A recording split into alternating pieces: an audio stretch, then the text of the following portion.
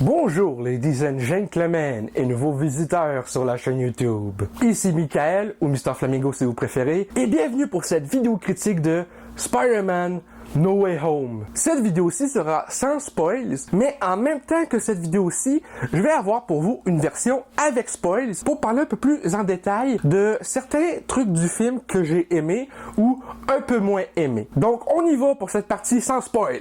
Spider-Man No Way Home est encore une fois réalisé par Jon Watts, qui a réalisé justement Homecoming et Far From Home. Avant ça, il avait réalisé le film Clown, qui est un film d'horreur sorti, je pense, en 2014. Et en 2015, il avait réalisé le film Cop Car avec Kevin Bacon. Donc, que vaut No Way Home sans spoils? Pour moi, honnêtement, le film, c'est le film de l'année. Il arrive 14h20 au moment où je filme cette vidéo. Nous sommes le 17 décembre. Donc hier, le 16 décembre, je suis allé voir le film à 15h15 en anglais. Je suis ensuite allé le revoir à 21h40 en français. Et je peux vous dire que les deux visionnages ont été pour moi orgasmiques. Bon, je vous cacherai pas que le film est meilleur en VO, selon moi. Les jokes étaient plus drôles. Le doublage est quand même bon, hein. C'est juste qu'il y a des trucs qui me font un peu sortir du film niveau doublage. J'aime le fait que on ait vu le personnage de Peter Parker, de Ned et MJ grandir ensemble techniquement, même si les acteurs sont rendus à 25 ans puis ils ont commencé quand il y avait genre 21 ans. Tu les vois grandir ensemble, pas juste genre de passer de, tu sais, vu que leurs personnages au début ils ont genre 15-16 ans puis que là ils sont rendus à 17, bientôt 18 ans, c'est que tes vois genre évoluer ensemble, leur relation évolue en même temps. T'as MJ qui était un personnage vraiment secondaire dans Homecoming, qui après ça devient plus principal dans Far From Home et No Way Home, en même temps que sa chimie avec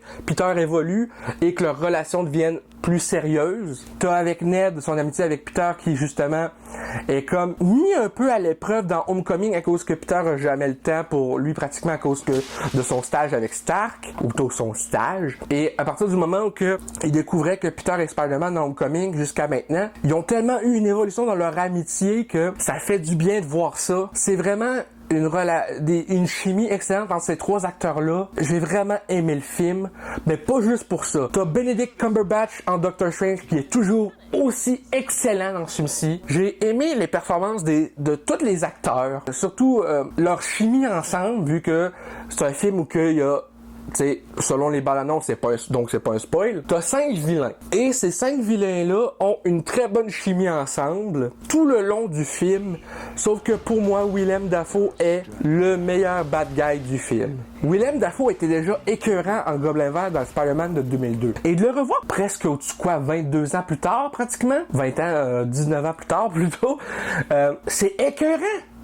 Parce que là, il est rendu à 66 ans, le gars. Et il a révélé en entrevue qu'il a accepté de revenir à une condition. Il voulait performer ses cascades lui-même comme pour le premier. Ou plutôt la majorité de ses cascades comme dans le premier pour le Gobelin Vert. Et je trouve ça écœurant. Je trouve que c'est une bonne façon de montrer qu'il est tout le temps impliqué dans le rôle. Malgré le fait que ce film-ci ait 5 vilains différents. La chimie, justement, entre les vilains, Peter Parker et leur scène de combat, c'est vraiment quelque chose que j'ai trouvé vraiment bien développé. La réalisation de Jon Watts n'est pas excellente tout le temps, hein, je vous le cacherai pas. Il y en a plein qui critiquent Homecoming et Far From Home par rapport à la réalisation de Jon Watts et qui ont été déçus quand il a été annoncé pour réaliser le nouveau Fantastic Four de Marvel. Moi, je suis pas forcément déçu parce que, oui, sa réalisation est parfois générique. Niveau réalisation, je trouve qu'il s'est vraiment plus impliqué dans ce là. J'ai l'impression qu'il commence à prendre plus confiance en lui en tant que réalisateur et c'est ça l'important. Je peux pas parler de certaines scènes dans cette critique parce que justement ça contiendrait des spoils, donc je vais en parler dans la version avec spoil. Donc pour finir cette critique en beauté, je donne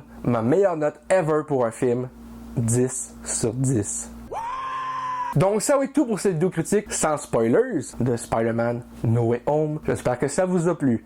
Si c'est le cas, n'hésitez pas à me le dire dans les commentaires, à laisser un petit like, ça fait toujours plaisir, et un abonnement à ma chaîne pour de nouvelles vidéos chaque semaine, normalement. Merci d'avoir regardé et je vous dis à très bientôt pour de nouvelles vidéos. Peace!